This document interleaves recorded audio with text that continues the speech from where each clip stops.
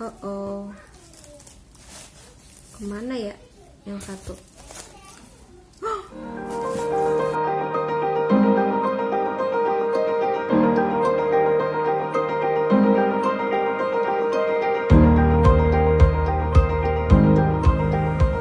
Halo, assalamualaikum sahabat Aisyah Garden.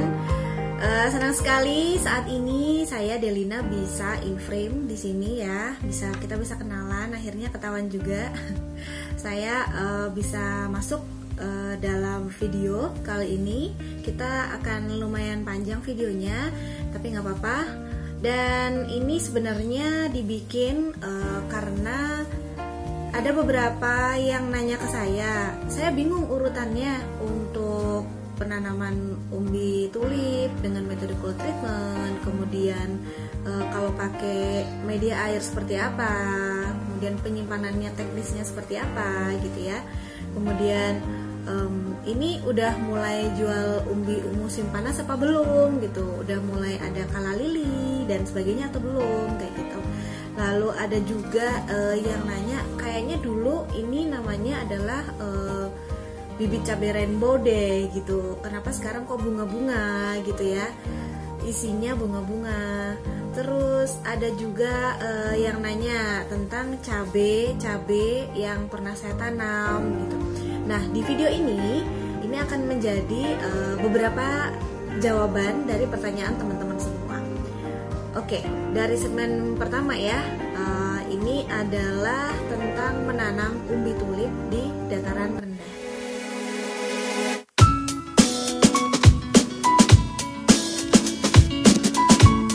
Bunga tulip, seperti kita tahu, bunga tulip itu adalah bunga yang hidup atau berkembang di negara 4 musim, di Belanda, di Jerman dan sebagainya.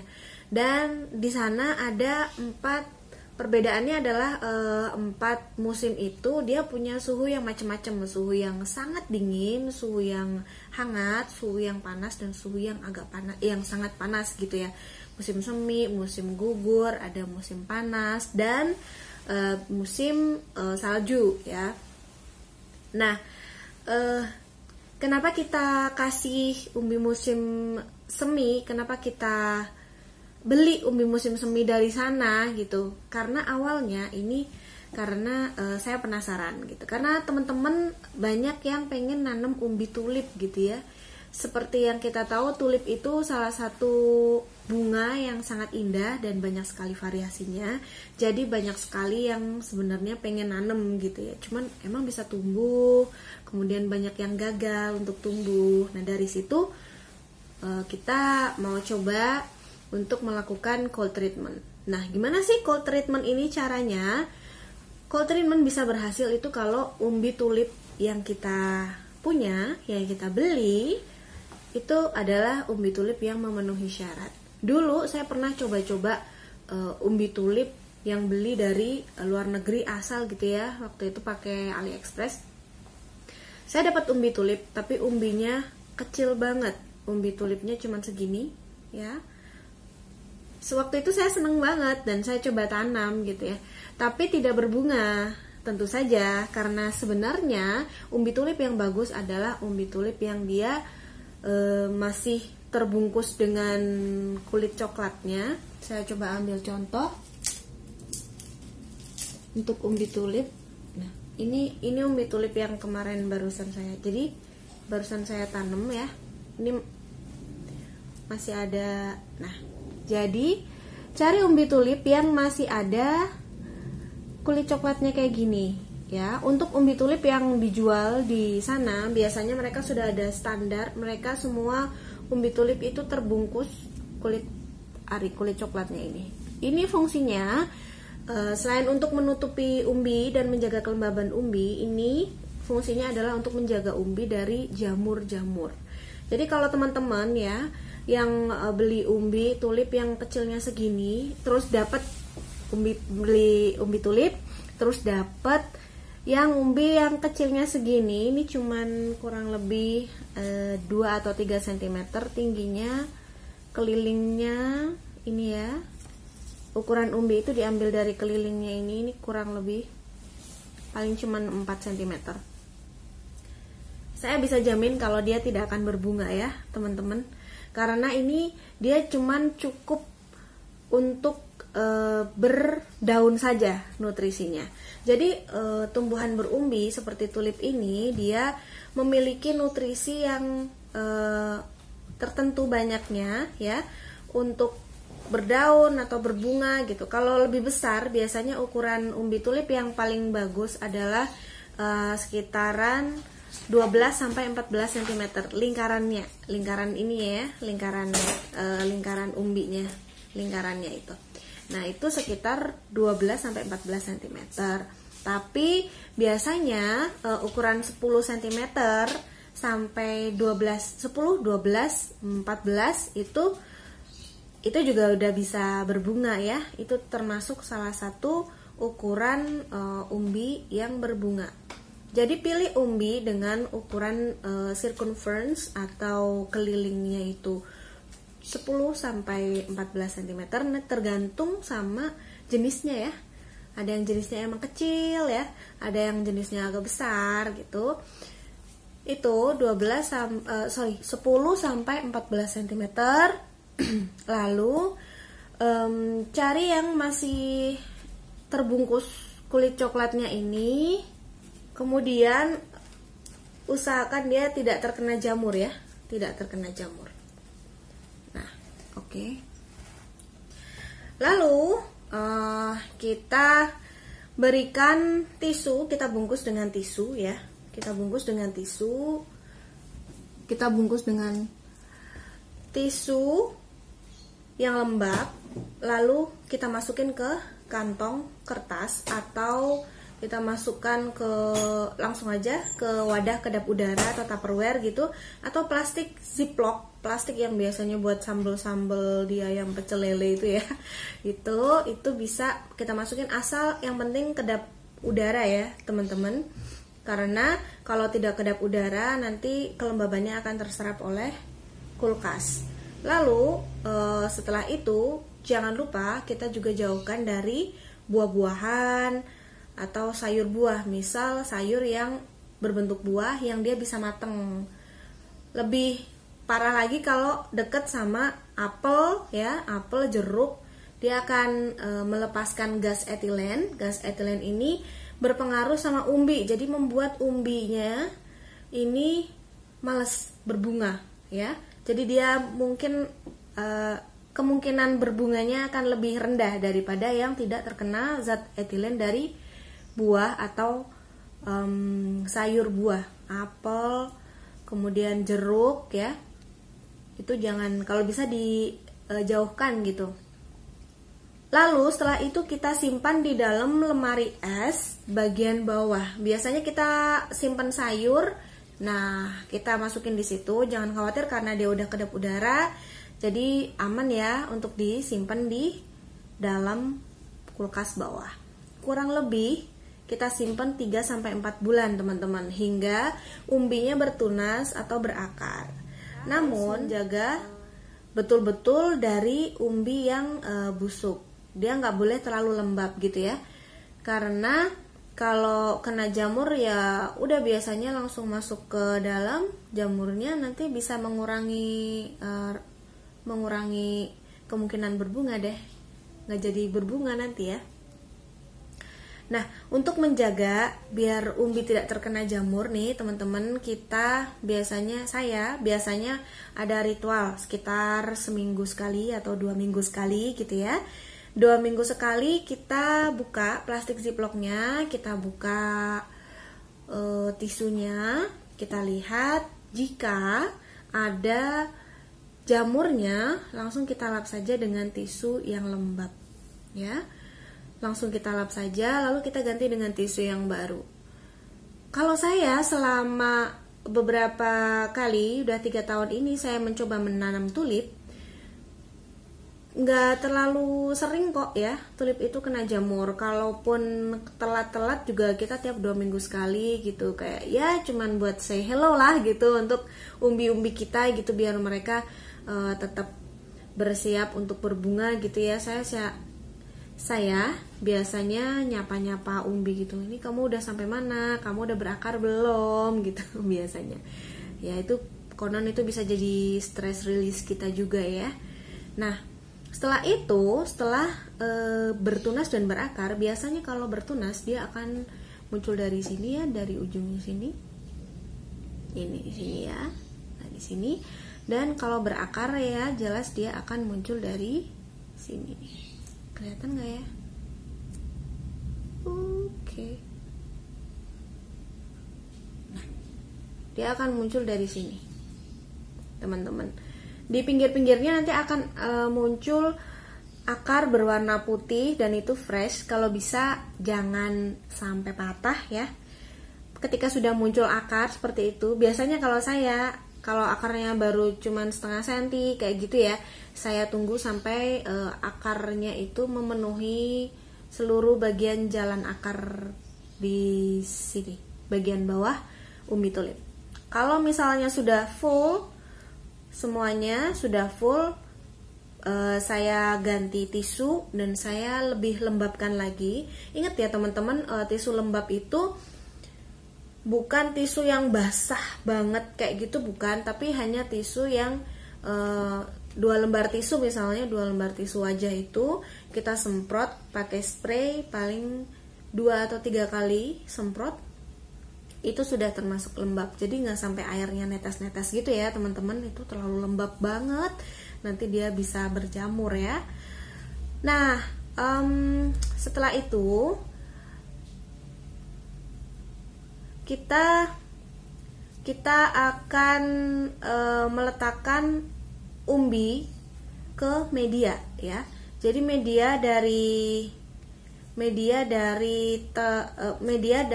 untuk tulip ini ya copot. Masukin lagi deh. Jadi media untuk tulip ini adalah, kalau saya cuma sekam bakar aja yang kemarin berhasil ya. Sekam bakar yang sudah saya sterilkan. Cara sterilkan sekam bakar untuk media tulip adalah sekam bakar ya, kita kasih air panas. Kalau saya sih air mendidih ya. Kemudian kita rendam aja di situ. Kita diamkan sampai air dingin. Kemudian kita tiriskan. Kita cek biar nggak terlalu basah. Lalu kita masukkan ke pot atau wadah tanamnya. Itu kalau pakai sekam bakar, atau bisa juga pakai media air.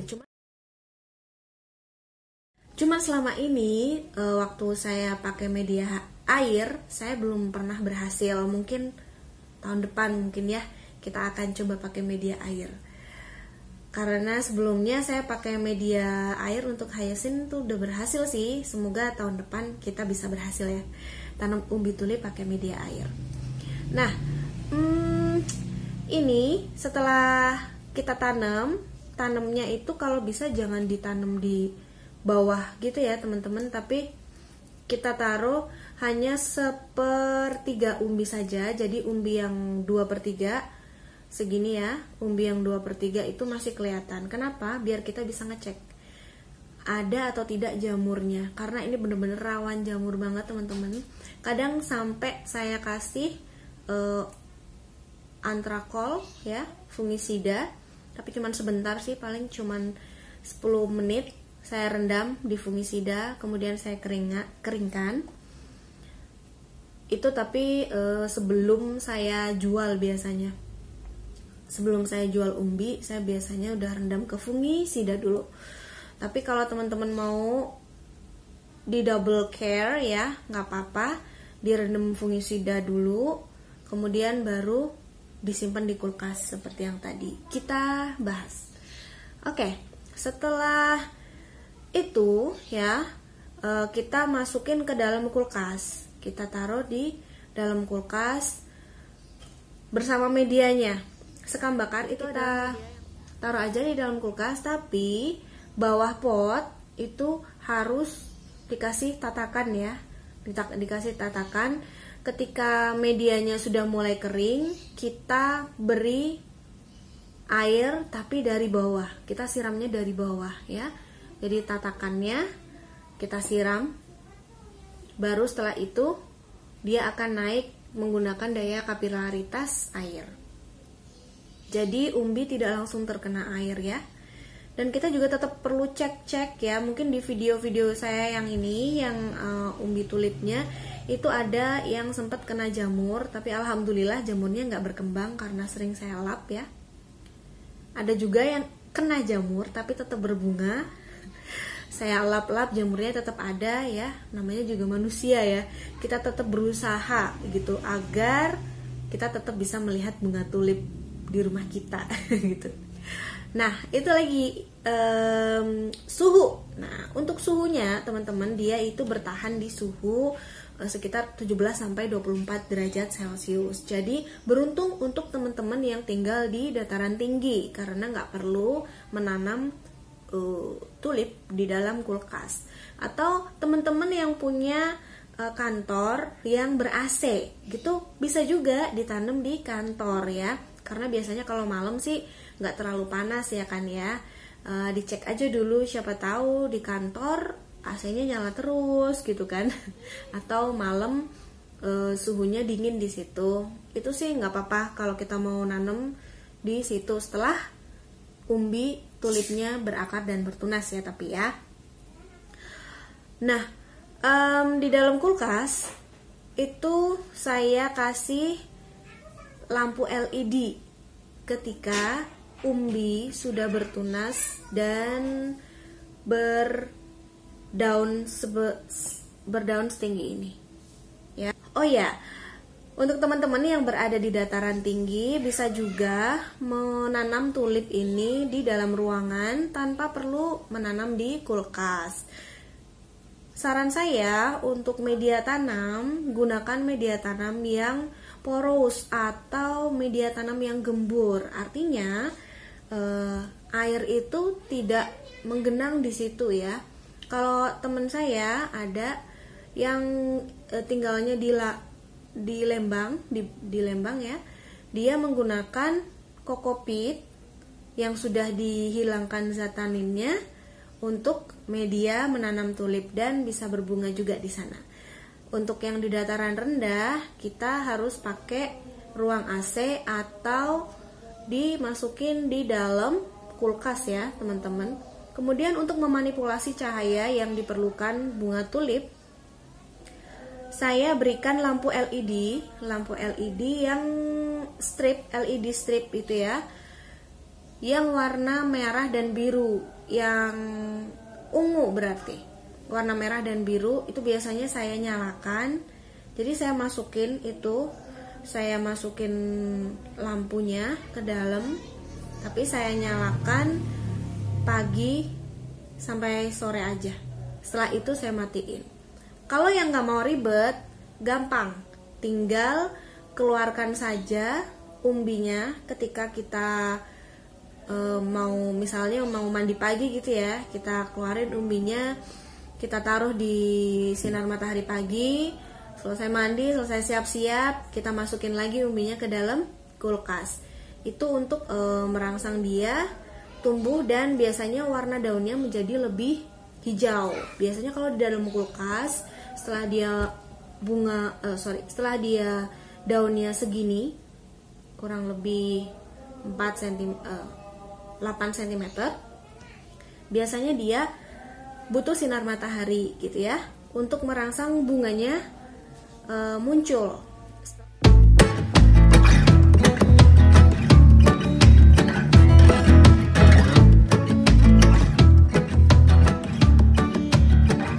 Setelah muncul bakal bunga, nanti teman-teman bisa keluarkan dia dari kulkas. Tulip ini kalau suhunya mulai hangat, dia akan mulai mencari sinar matahari dan dia akan mulai berbunga. Jadi teman-teman yang mau kasih tulipnya cahaya pagi ya, atau mungkin nggak ada cahaya yang langsung, silahkan ditaruh di kamar atau pinggir jendela yang bisa terkena cahaya namun tidak langsung. Cahaya siang nggak apa-apa kalau nggak langsung ya, tapi kalau langsung kena sinar matahari pagi itu juga bagus banget untuk tulip kita.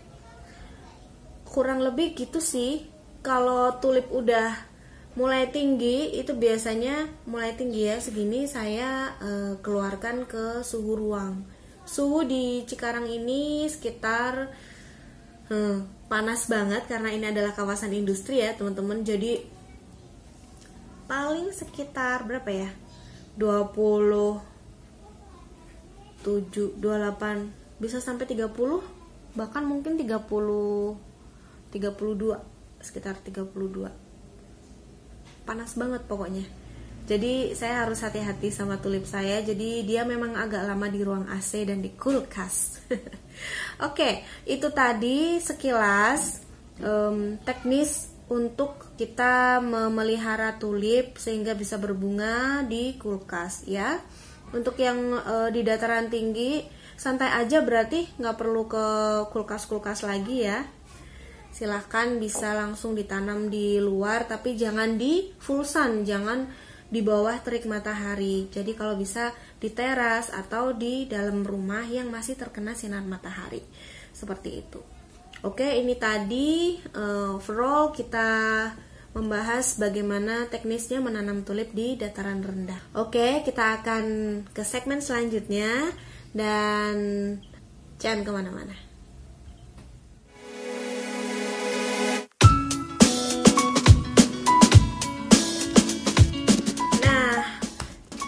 Bahas tentang umbi pasca tanam, umbi musim semi yang kemarin sudah saya tanam, yang sudah berbunga alhamdulillah. Untuk tahun ini ada fritillaria, umbi tulip gitu ya.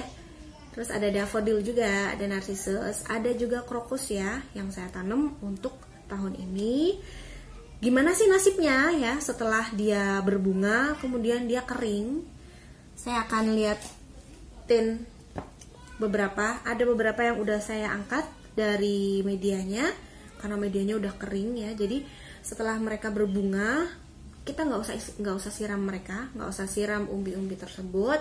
Kita diamkan saja di ruang bersuhu sedang atau suhu ruangan saja, nggak perlu di kulkas lagi.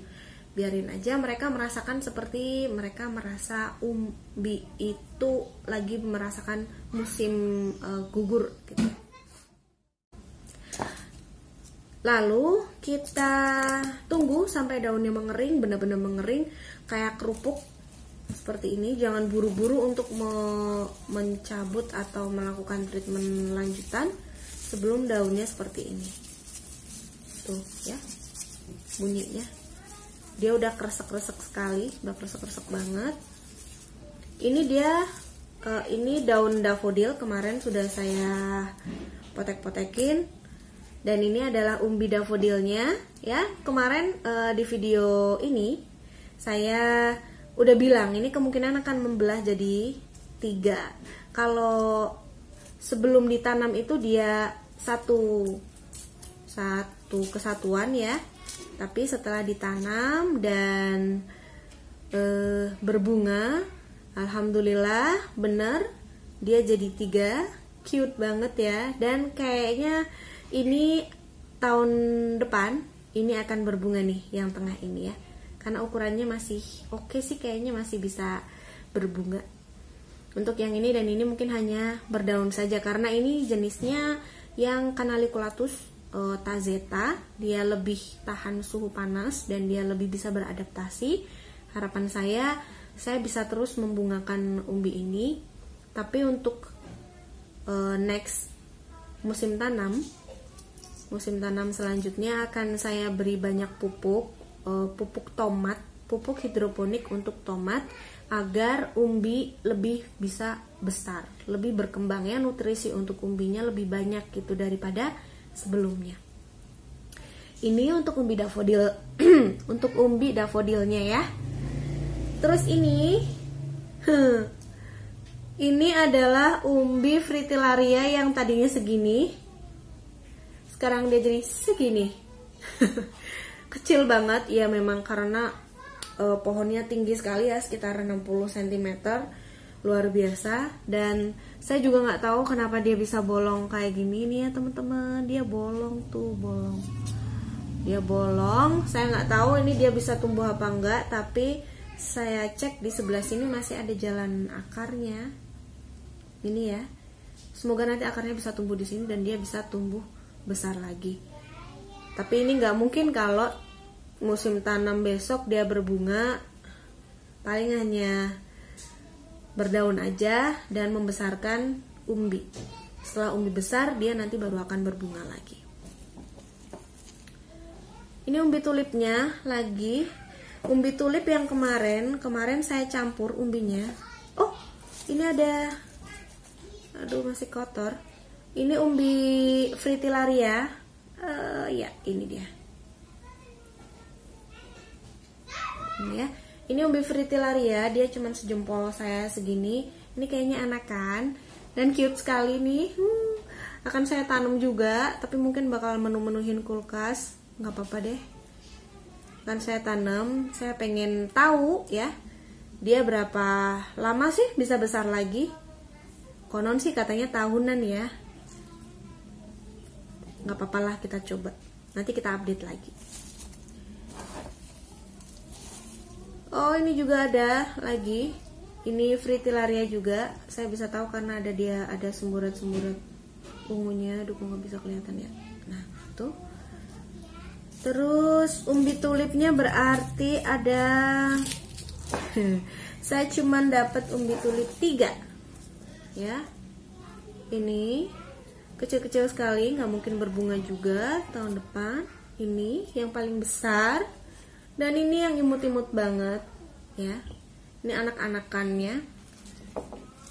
Saya akan sengaja tetap tanam dan kita lihat seperti apa perkembangannya ya teman-teman. Kemudian ada kemarin krokus ya, krokus yang tidak bisa berbunga karena ternyata umbinya itu setelah saya cari tahu ya, itu umbi yang fase dia untuk memecah umbi seperti ini.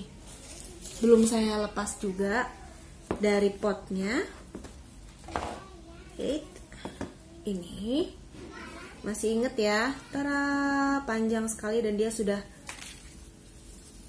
tuh. Ya. Ini saya potong aja, mau saya angkat ya. Ada 2 pot. Nih ya. 2 pot. Saya lepas dulu. Oh, di bawahnya juga banyak ternyata, tapi kecil-kecil banget.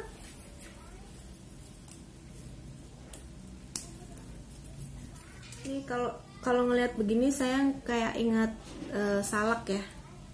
Oh, gempa. Maaf. Oke. Nah, ini teman-teman. Oke. Kelihatan nggak ya? Nah, ya. Kayak kerumunan salak ya. Ini juga kayaknya nggak mungkin berbunga untuk tahun depan. Nggak apa-apa, nanti saya akan cari umbi lagi, umbi krokus yang besar dan sedang mencapai fase pembungaan. Yang ini juga kecil banget ternyata ya.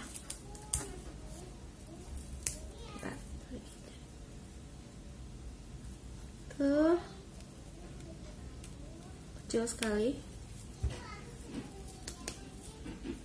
Jadi saya panen umbi krokus. Dari 1 umbi menjadi banyak.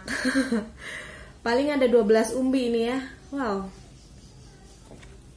Cuman kita memang harus ekstra sabar untuk memelihara si umbi supaya cukup nutrisi untuk berbunga di tahun-tahun berikutnya. Oke, ini update untuk umbi tulip ya. Udah selesai teman-teman. Itu tadi update-nya.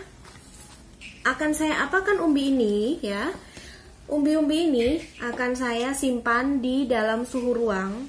Saya simpan di dalam kantong kertas, bukan plastik ya, kantong kertas, dan saya simpan di gudang di suhu ruang selama kurang lebih 4 bulan sampai besok September atau Oktober. Kemudian akan saya masukin lagi ke kulkas. Kita mulai lagi cold treatment lagi. Gitu teman-teman. Untuk videonya nanti ditungguin aja ya. Untuk video perlakuan ininya gimana caranya, ditungguin ya. Oke.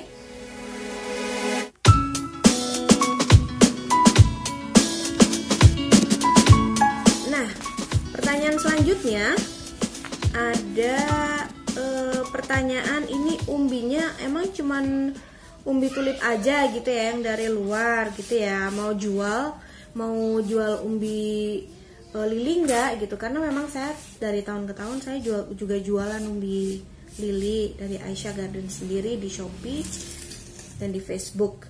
Untuk itu jangan lupa teman-teman yang mau cek postingan-postingan kita di Facebook page Aisyah Garden benih cabai unik hidroponik ya, jangan lupa. Nah, sekarang kita akan cek umbi musim panas yang sudah saya pesen dari teman saya yang ada di Belanda sana.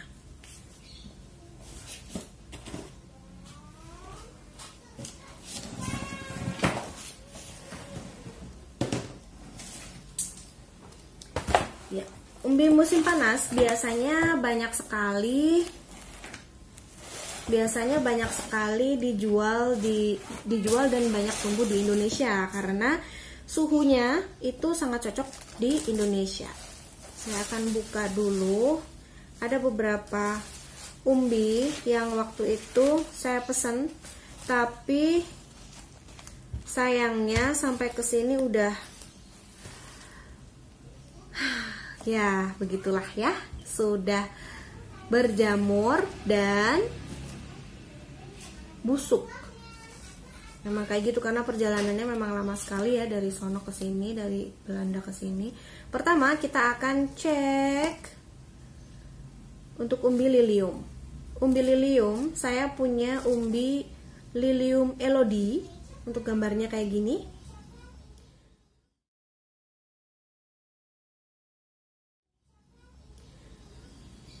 Saya ambil gambarnya dari Google ya. Umbi lilium elodie ini saya punya 5 umbi. Ini ukuran umbi yang berbunga ya. Ini umbinya.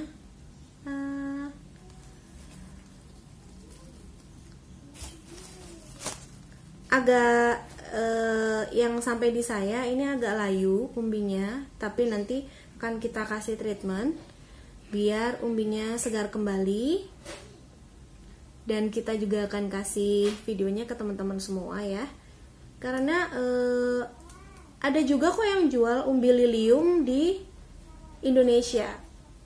Umbi lilium yang di Indonesia rata-rata adalah umbi lilium impor juga, tetapi sudah sering ditanam oleh petani-petani di Indonesia. Lilium ini memiliki, terutama lilium putih ya, itu punya arti bagus banget. Dia melambangkan kesucian gitu. Jadi untuk teman-teman yang suka lili, apalagi lili putih yang Casablanca, itu artinya kesucian gitu ya, murni, kemurnian kayak gitu. Dan ini lilium elodie ini berwarna pink, dia double petal, dan setahu saya dia nanti akan wangi aromanya. Bener apa enggak, nanti kita akan bikin videonya lagi. Jangan lupa nanti dicek terus ya, nyalakan dulu loncengnya biar nanti kalau ada video-video baru dari Aisyah Garden nanti langsung bisa tahu ya teman-teman ya. Nah, lilium yang saya punya ada lilium elodie dan lilium lotus beauty. Kenapa namanya lotus? Karena bentuknya nanti tuh kayak bunga lotus gitu ya, dia agak lebar. Lilium itu biasanya lebar ya, dan dia double petal juga, jadi kelopaknya itu berlapis dan dia bagus banget, ada gelombangnya di kelopaknya. Nanti gambarnya kita kasih ya kayak gini.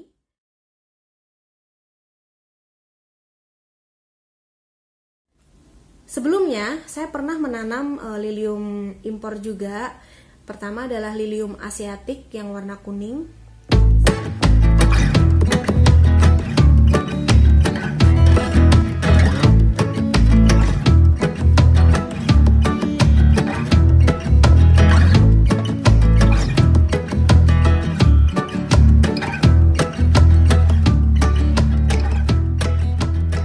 saya heran waktu itu kenapa warnanya kuning, bentuknya kayak asiatik tapi dia wangi banget. Kemudian yang kedua, saya pernah nanam juga lilium, saya lupa namanya, tapi saya masih inget fotonya. Dia warnanya harusnya black ya, hitam, tapi dia jadi kayak marun, dark marun gitu. Nanti saya kasih lihat juga fotonya.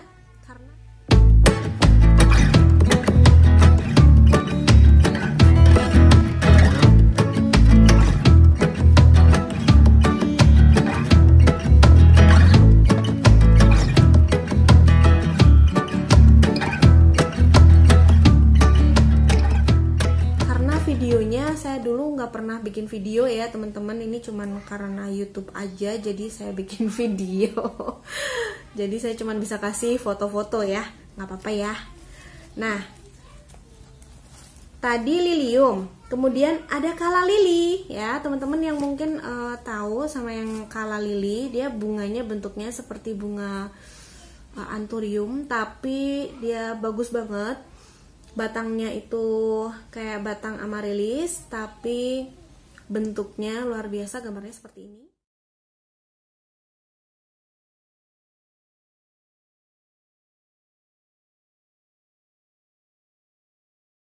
Seperti ini. Ini bentuknya, umbinya. Ya. Umbinya ini lilium, saya punya yang lilium Odessa. Odessa ini warnanya hitam.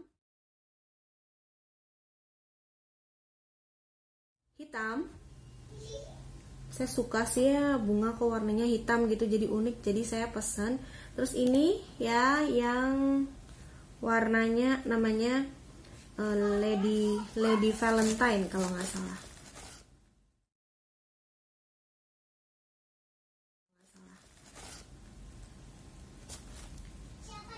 Saya sebenarnya beli umbi ini itu 5 ya teman-teman, tapi sayang banget 4-nya busuk dan sudah tidak bisa ditanam lagi. Saya baru mau coba treatment biar dia bisa tetap hidup dan dia nanti berkembang biak di sini.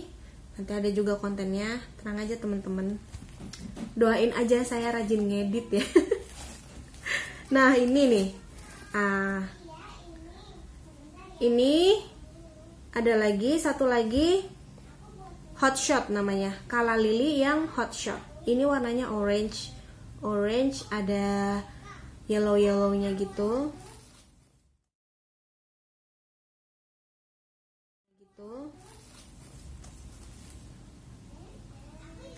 Kalau yang hotshot ini saya punya 4. Kemana ya yang satu? Oh ini. Sempet panik karena biasanya kalau kita salah masukin ID kemudian berbunganya warnanya lain, bakal ini teman-teman bakal dikomplain juga kan gitu. Nah untuk kala lili ini bisa kita tanam tanpa kulkas ya teman-teman, begitu juga dengan lilium, tapi mereka memiliki toleransi suhu yang lumayan.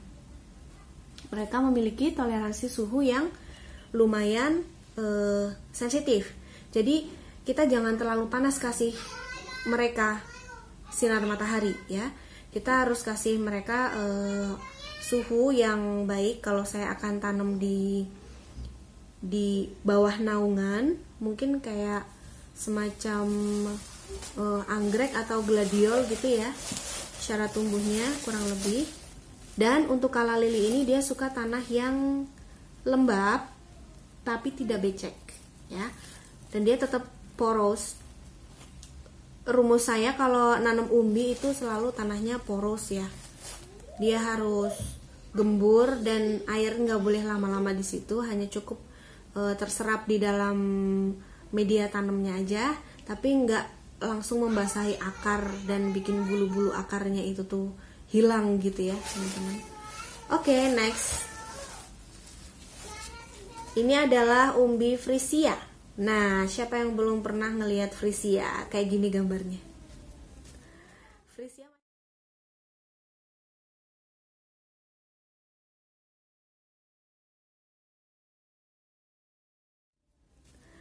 Frisia macam-macam.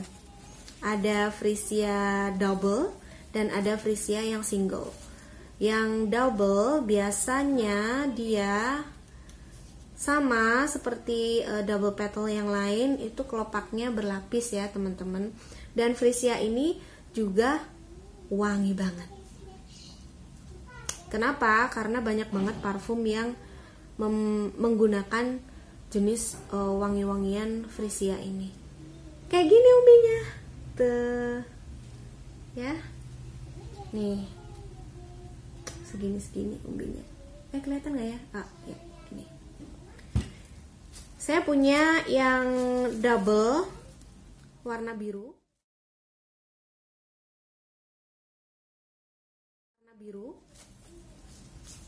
Kemudian double juga warna merah.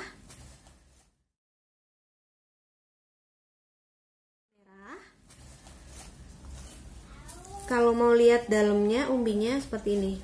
Udah ada yang saya buka. Kayak gini ya teman-teman. Nah, gini ya. Udah ada tunasnya juga. Tapi biasanya untuk mentunaskan saya tetap masukin mereka seperti cold treatment, tapi hanya sebentar di dalam kulkas, di kulkas bawah, agar dia bisa bertunas. Setelah dia bertunas, pelan-pelan saya taruh di daerah yang dingin di dalam rumah. Kemudian saya masukin ke media tanam dan ditaruh di tempat yang teduh. Biasanya gitu. Saya pernah nanam frisia, tapi dia cuma tumbuh sampai kurang lebih 40 cm aja tingginya, dan daunnya banyak. Umbinya berkembang biak tapi tidak berbunga. Saya masih penasaran sama frisia, jadi saya mau coba lagi tahun ini. Dan buat teman-teman yang mungkin juga mau coba dan beli dari Aisyah Garden, ini kita cuman punya stok dikit banget ya. Saya nggak tahu kenapa tahun ini dikit banget dapatnya.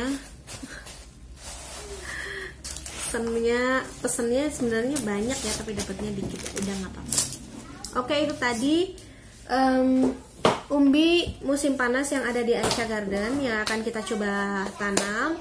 Untuk video-videonya jangan lupa teman-teman, biar nggak ketinggalan bisa klik tombol lonceng dan klik subscribe. Jangan lupa like, kemudian di share juga, karena ini bisa jadi inspirasi untuk semuanya ya. Moga-moga ya.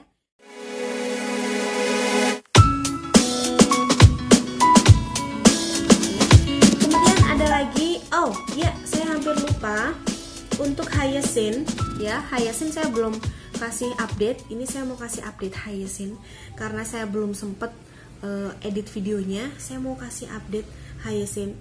Saya tanam ada 2 hyacinth. Hyacinth ini adalah tumbuhan umbi musim dingin juga. Musim semi. Dia sebenarnya bareng sama tulip ya. Dia mekarnya sebenarnya lebih dulu daripada tulip. Tapi karena waktu itu dia datangnya bulan Desember, kemudian saya baru menanam bulan Januari. Kenapa nanamnya bulan Januari? Karena saya nunggu teman-teman yang pada beli. Jadi waktu itu saya sempat menyimpan 7 macam. Ini hyacinth ini dia punya 7 macam. Dia punya 7 macam warna. Dia ada ungu, orange, kuning, putih, pink, merah, dan biru. Birunya aja ada 2 gitu ya. Waktu itu kemarin saya cuman pesen 7 warna, dan saya rencananya mau bikin baris-baris gitu ya. 1 baris gitu macam-macam warna hyacinthnya gitu ya. Tapi apalah daya, rezeki saya cuman dapat 2 umbi hyacinth, yang lainnya udah dibeli sama teman-teman. Terima kasih ya teman-teman ya. Nah, dan ini dia update-nya. Jadi yang kemarin itu saya beri media air saja. Akarnya udah gondrong nih ya teman-teman, udah gondrong akarnya. dan daunnya panjang tapi dia tidak berbunga. Biasanya kalau segini bunganya udah sampai sini, kalau daunnya segini bunganya harusnya udah sampai sini ya teman-teman, tapi dia nggak berbunga. Baru kali ini semenjak 3 tahun yang lalu saya coba tanam hyacinth, baru kali ini tidak ada bunganya, entah mengapa ya. Nggak apa-apa lah ya yang ini. Kemudian yang kedua, hyacinth yang ini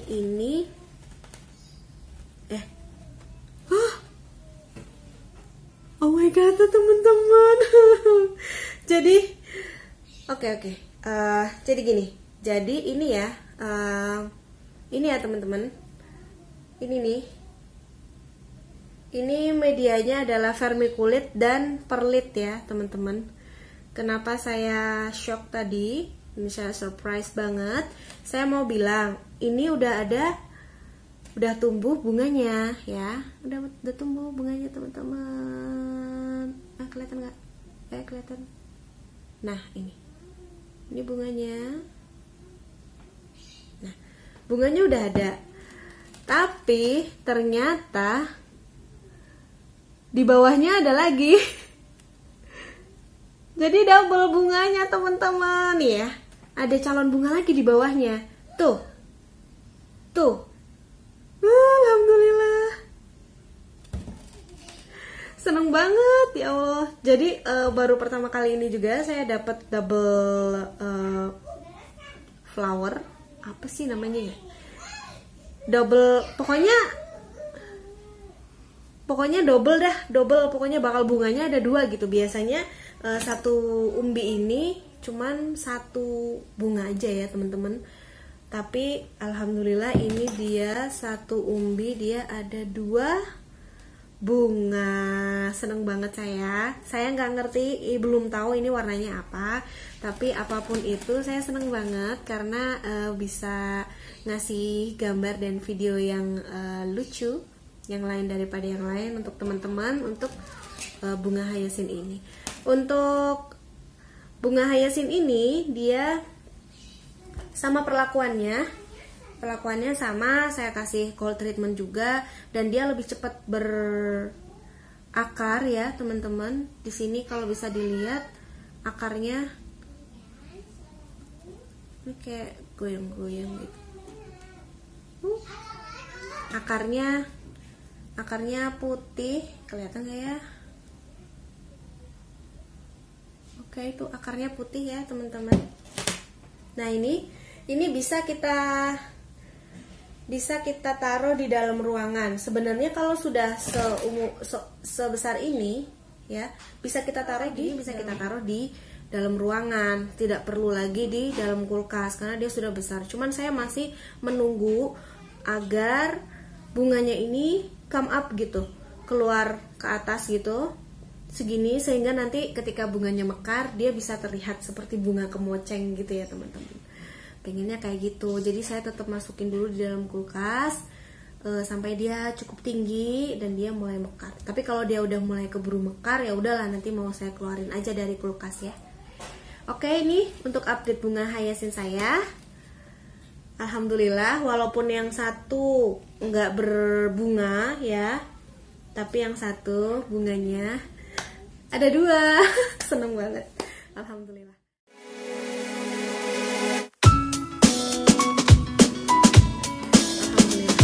Oke, selain itu ada pertanyaan lain mengenai cabai-cabai.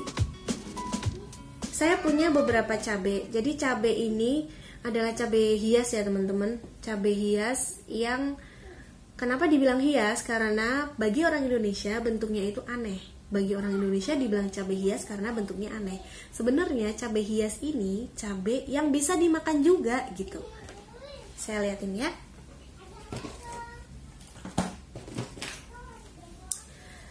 Oke, here we go.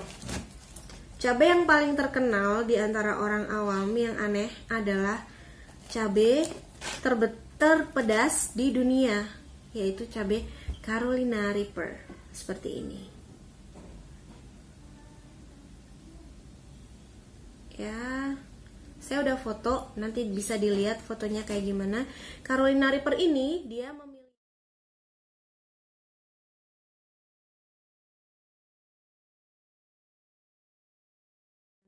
Carolina Reaper ini dia memiliki Scoville Heat Unit (SHU).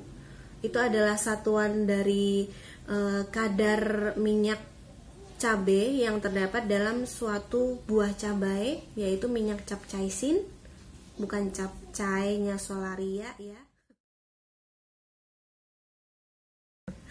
Ini memiliki 2 juta sampai 2,5 juta Scoville Heat Unit, yang mana cabai kita, cabai jablay itu hanya memiliki sekitar 500 Scoville Heat Unit.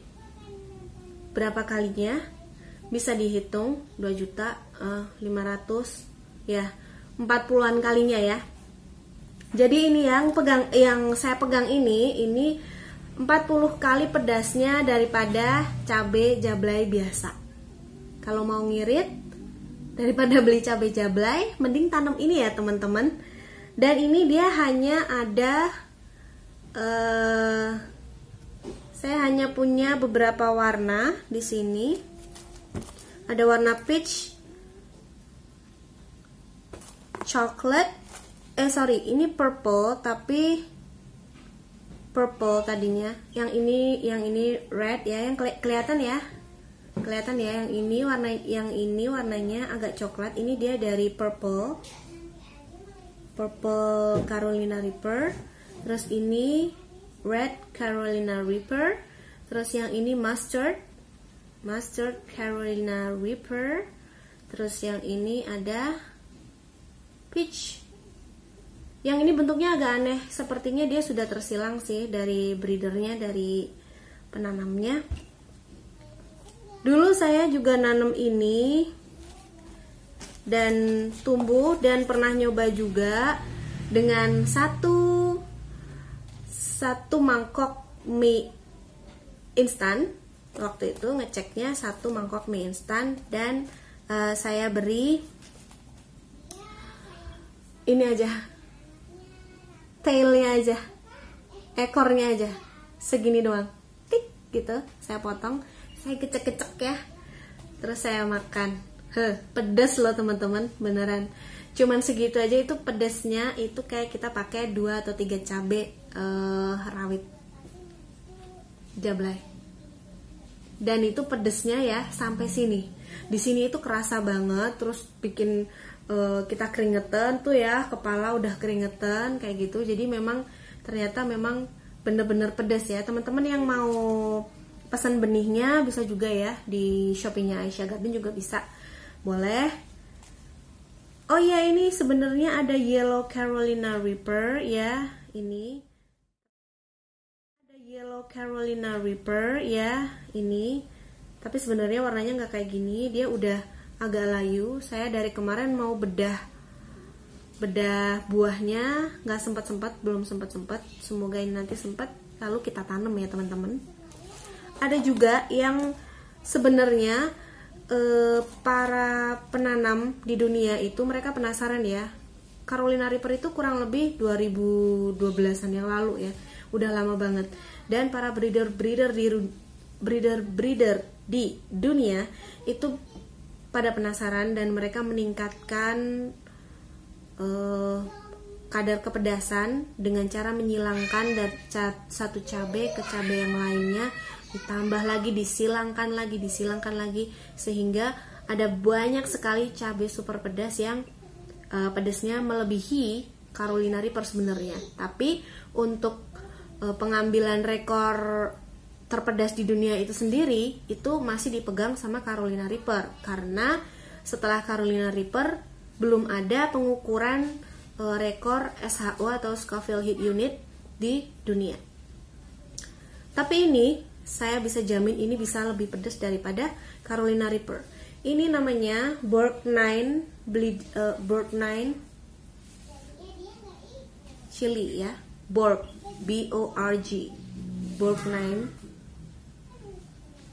Dan yang ini dia bleeding Borg 9. Kenapa bilang bleeding ya? Kayak bleeding calyx. Dia calyxnya atau apa ya ini? Penopang buahnya ini dia merah gitu loh teman-teman. kayak bleeding gitu, kayak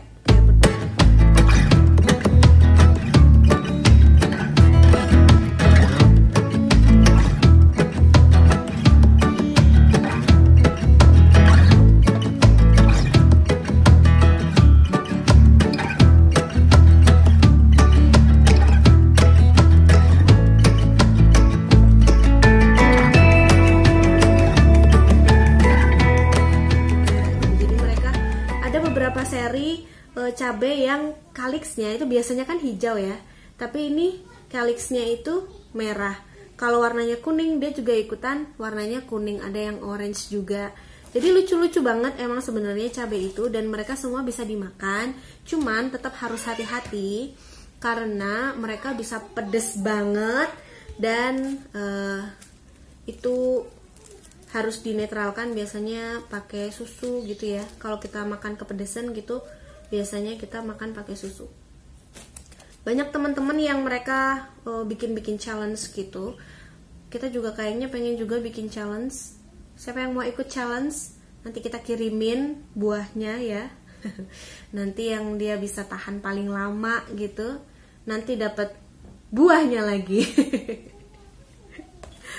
Enggak bercanda ya, nanti dapat sesuatu. Kita akan pikirkan nanti ya teman-teman ya. Terus ya, selain itu ada lagi cabai hias unik yang saya sekarang masih punya pot atau buahnya, yaitu Peter Pepper. Peter Pepper, bukan Peter Parker, tapi Peter Pepper. Kenapa dibilang Peter Pepper? Saya akan kasih lihat gambarnya seperti ini.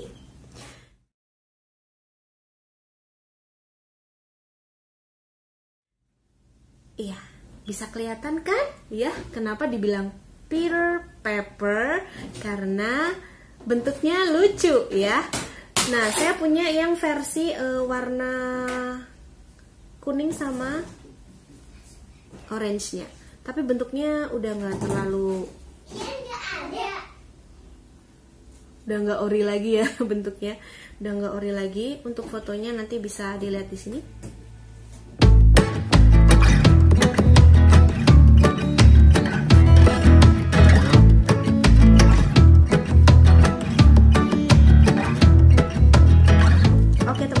Itu tadi beberapa cabai yang kita mau breed, kita mau tanam, dan beberapa cabai yang terpedas di dunia ya, Carolina Reaper. Ternyata sekarang udah ada yang warnanya ungu, coklat, merah, iya, kuning, peach, mustard juga ada gitu ya. Jadi ternyata cabai itu nggak cuma cabai jablay aja, nggak cuma cabai rawit atau cabai keriting, karena ada cabai-cabai yang lainnya. Termasuk juga ada cabai yang terbesar di dunia. Waktu itu saya pernah diliput oleh Trans 7 di Spotlight. Saya suggest di sini videonya, bisa lihat. Kita waktu itu pernah tanam cabai terbesar di dunia. Waktu itu kurang lebih sekitar 28 cm panjangnya, dan dia besarnya segini.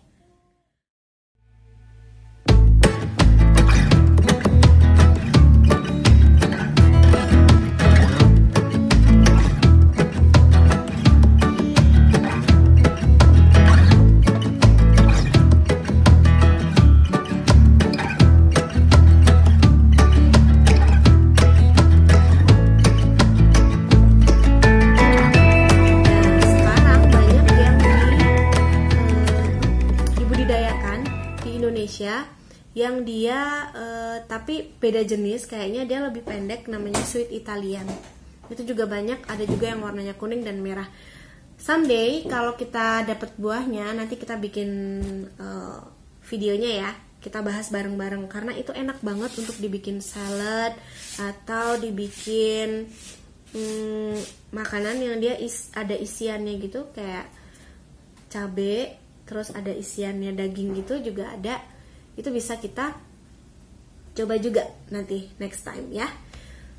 Oke, itu tadi beberapa jawaban dari pertanyaan-pertanyaan teman-teman di Facebook dan di YouTube.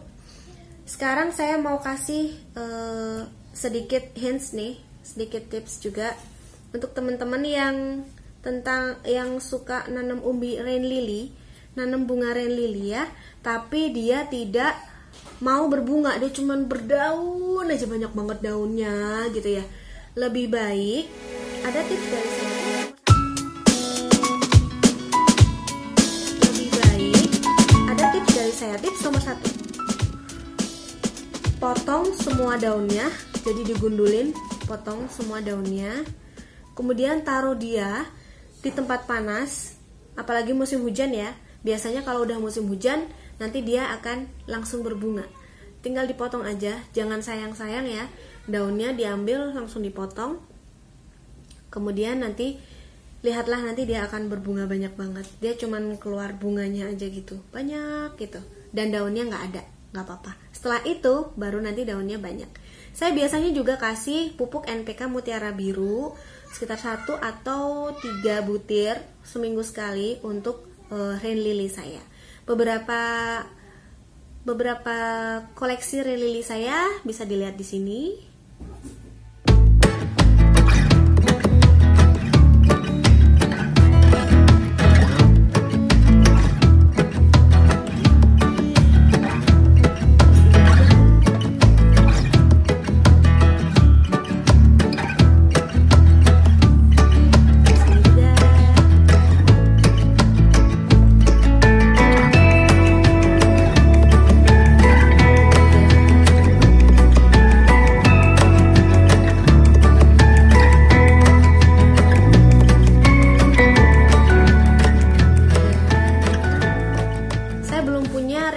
Double petal sih ya teman-teman, baru nyari-nyari nih, semoga nanti segera dapat ya. Setelah itu lihat video yang lain ya. Oke teman-teman, kurang lebih sudah 1 jam kita bareng-bareng. Saya terima kasih sekali untuk teman-teman yang menonton tanpa skip ya, thank you banget. Jangan lupa untuk share video ini ke semua teman-teman, ke grup-grup tanaman kalian, biar ilmu yang didapat ini makin bermanfaat, seperti tujuan utama dari Aisyah Garden. Dan terima kasih untuk supportnya. Selamat menonton video Aisyah Garden yang lain lagi.